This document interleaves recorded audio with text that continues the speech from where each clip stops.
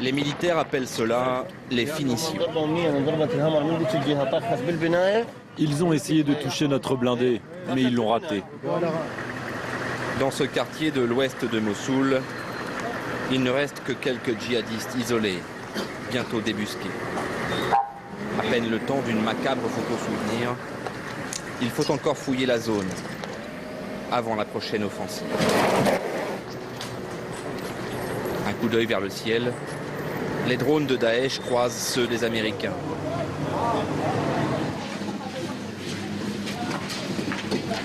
Dans la foule des fuyards, difficile de distinguer un djihadiste désarmé.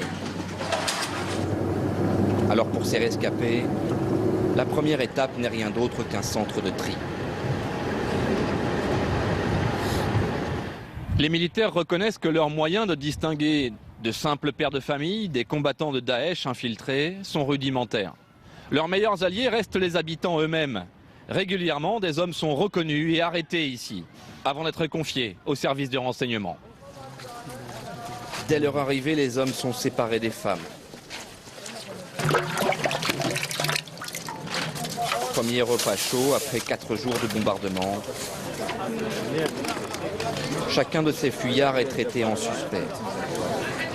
Daesh est connu pour recruter des combattants de tous âges. Vous là-bas, debout, serrez vers l'avant. Mais rapidement, un homme attire l'attention des militaires.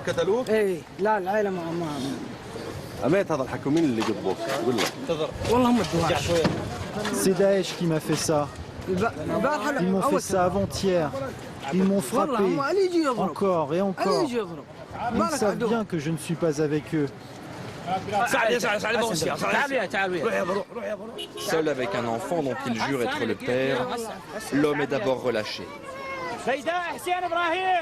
Puis rattrapé par ses agents du renseignement qui jugent son histoire louche.